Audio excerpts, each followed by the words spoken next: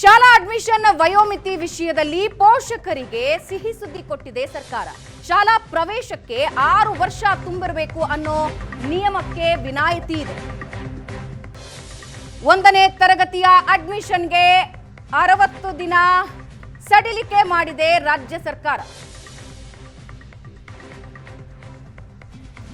ಪೋಷಕರ ಸಮಸ್ಯೆ ಬಗ್ಗೆ ಏಷ್ಯಾನೆಟ್ ಸುವರ್ಣ ನ್ಯೂಸ್ ನಿರಂತರ ವರದಿ ಪ್ರಸಾರ ಮಾಡಿತ್ತು. 1ನೇ ತರಗತಿ ಅಡ್ಮಿಷನ್ಗೆ 2 ತಿಂಗಳ ವಯೋಮಿತಿ ಸಡಿಲಿಸಿದೆ ಸರ್ಕಾರ.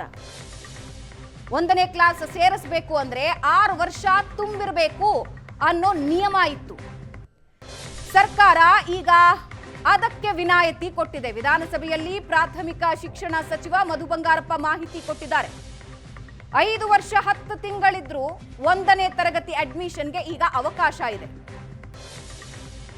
ಪೋಷಕರ ಒತ್ತಾಯಕ್ಕೆ ಮಣಿದು ರಾಜ್ಯ ಸರ್ಕಾರ ಈ ನಿರ್ಧಾರ ತೆಗೆದುಕೊಂಡಿದೆ.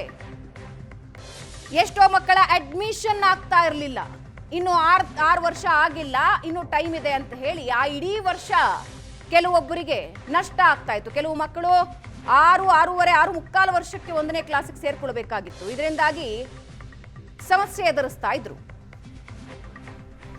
1ನೇ ಕ್ಲಾಸಿಗೆ ಅಡ್ಮಿಷನ್ಗೆ ಮಕ್ಕಳಿಗೆ 6 ವರ್ಷದ ಒಂದು ಇತಿಮಿತಿ ಏನಿದೆ ಅದನ್ನ ಸಡಿಲ ಮಾಡ್ತಕ್ಕಂಥದ್ದು ಕೆಲವರು ತಾಯಂದ್ರು ಮತ್ತು ಅವ್ರ ಪೇರೆಂಟ್ಸ್ ಎಲ್ಲ ಸಾಕಷ್ಟು ಎಲ್ಲ ಕಡೆನೂ ಓಡಾಡ್ತಾ ಇದ್ದಾರೆ. ಮತ್ತು ನನಗೂ ಕೂಡ ಮನವಿಯನ್ನು ಮಾಡಿದ್ದಾರೆ. ಅವರು ಸ್ವಲ್ಪ ಗಾಬರಿಯಲ್ಲೂ ಕೂಡ ಇದ್ದಾರೆ.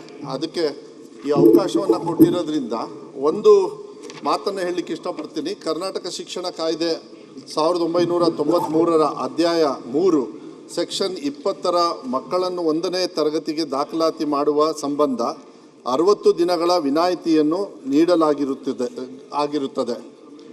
ಅದರಂತೆ 2026-27ನೇ ಸಾಲಿನಲ್ಲಿ 1ನೇ ತರಗತಿಗೆ ದಾಖಲಾತಿ ನೀಡುವ ಸಂಬಂಧ 60 ದಿನಗಳ ಸಡಿಲಿಕೆಯನ್ನು ನೀಡಲಾಗುತ್ತದೆ. ಹಾಗೂ ಈ ಸಂಬಂಧ ದಾಖಲಾತಿ ತಂತ್ರಾಂಶದಲ್ಲಿಯೂ ಸಹ ಬದಲಾವಣೆ ಮಾಡಲಾಗುವುದು.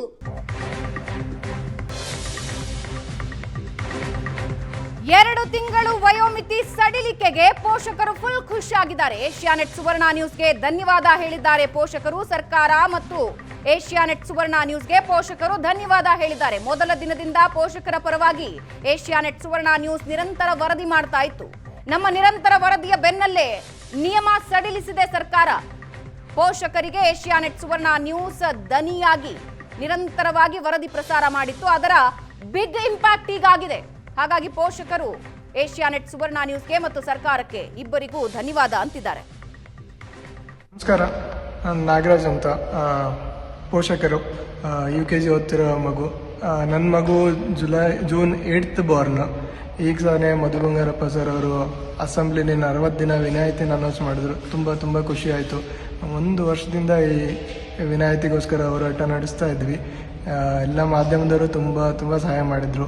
ಸುವರ್ಣ ನ್ಯೂಸ್ ಕನ್ನಡ ಅವರು ಕೂಡ ನಮ್ಮ ಈ ಹೋರಾಟಕ್ಕೆ ಬೆಂಬಲ ಕೊಟ್ಟರು. ಎಲ್ಲ ಸುವರ್ಣ ನ್ಯೂಸ್ ಸೇರಿ ಎಲ್ಲ ಮಾಧ್ಯಮದವ್ರಿಗೂ ಈ ಮೂಲಕ ನಾನು ಧನ್ಯವಾದ ಹೇಳಕ್ಕೆ ಇಷ್ಟಪಡ್ತೀನಿ.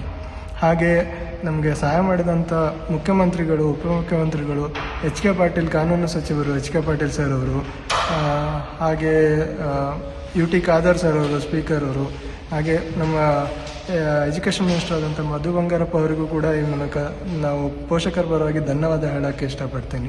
ಧನ್ಯವಾದಗಳು ಸರ್.